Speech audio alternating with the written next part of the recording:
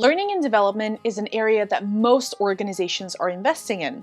According to LinkedIn Learning Workplace Report from 2022, 48% of companies plan to increase their spending on employee training this year.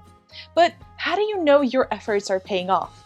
When it comes to learning initiatives, calculating the return on investment can be a useful way to determine how well an initiative is working and whether or not you should continue investing in that particular project or program.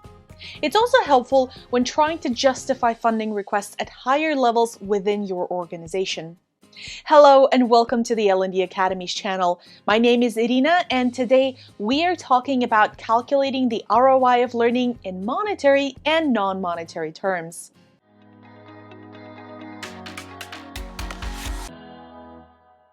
Well, you're probably familiar with ROI, but just in case you aren't, here's a quick refresher.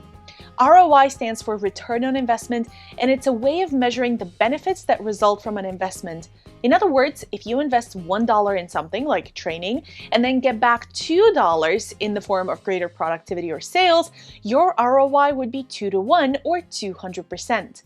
Of course, calculating ROI isn't just about dollars and cents. It's also about time saved or increased productivity. So if you have 10 employees who are spending 1 hour per day learning new skills through online courses and coaching, and after 1 month, those same 10 employees are spending an hour less each week on administrative work because they learn how to streamline their processes, then you can calculate your return on investment by multiplying 10 hours by 7 days a week, which is 70 hours per week, multiplied by 52 weeks per year. That's 3,640 hours saved in a year.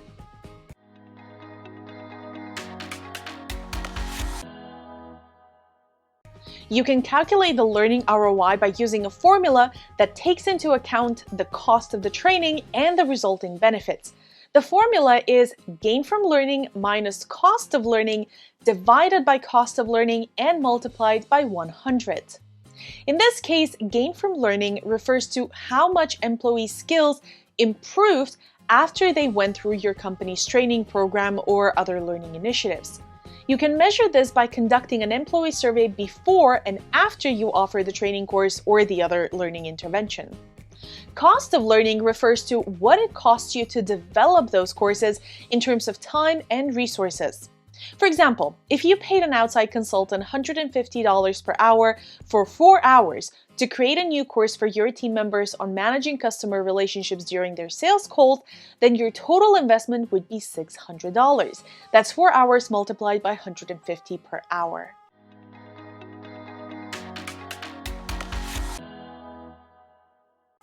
Tangible metrics are easy to measure and track, which makes them an appealing option for L&D professionals.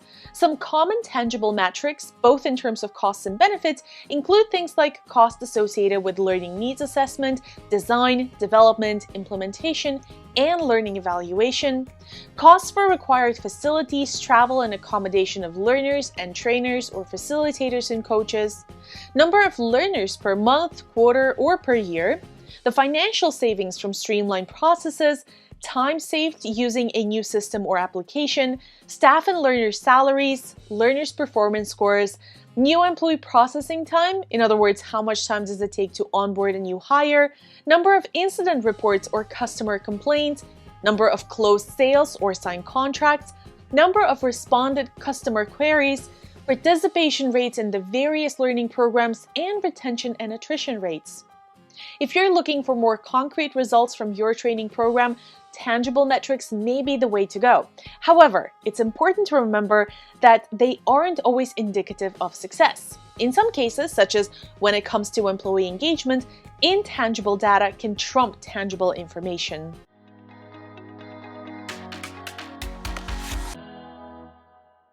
Intangible metrics are the most difficult to measure, but they're also the most important ones. And they include things like the extent to which your learners feel that the training has helped them improve their performance in the work environment and how much it has helped, how much more confident learners feel about their ability to perform their job tasks as a result of training, how satisfied learners are with their jobs, the extent of employees' commitment to the organization, their department, team, or their manager, how teamwork, customer service, and conflict resolutions have improved, and the extent to which learners actually use the skills they learned in the training on the job. The ability of your training program to impact performance on the job is the most important metric. It's important because it shows that your organization is getting value from its training investment and because it can be used as a measure of whether or not you have met your goals for learner satisfaction and performance improvement.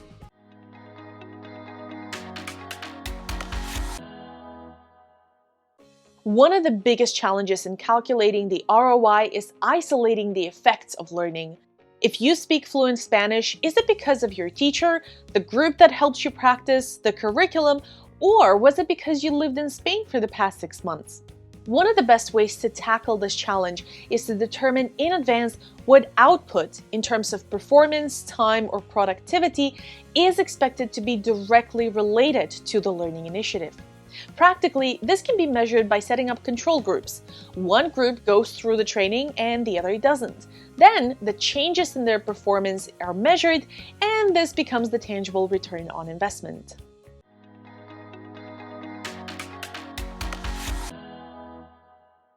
When it comes to training and development, calculating the return on investment can be a useful way to determine how well an initiative is working. After all, while you may have the best intentions when investing in training programs, you want to know whether they're actually working. And this is where ROI comes in. If you're not convinced yet, here's what else calculating the ROI can do for you. It can help you understand the value of your training programs, prioritize future training initiatives, improve the content of your training programs, and improve your understanding of how training programs affect the bottom line. It can also increase your ability to justify training investments, give you better understanding of what training programs are worth and how much they should cost, and it helps you justify your training budget when it comes time to make decisions about whether or not to invest in any new programs.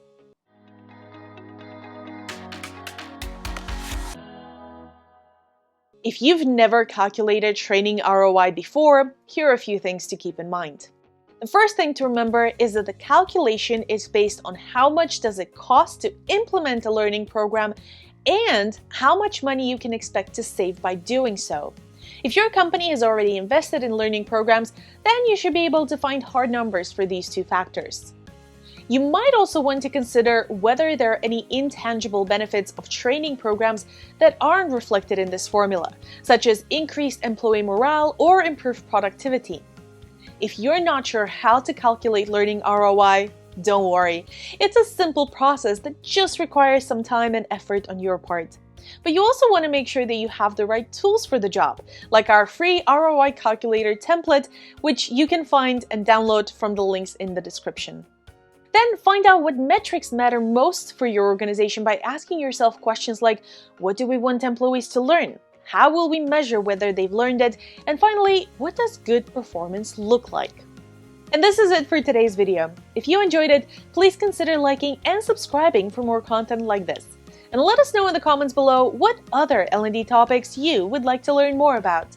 And check out some of our other videos on the channel. Thanks for watching, and good luck calculating your learning ROI.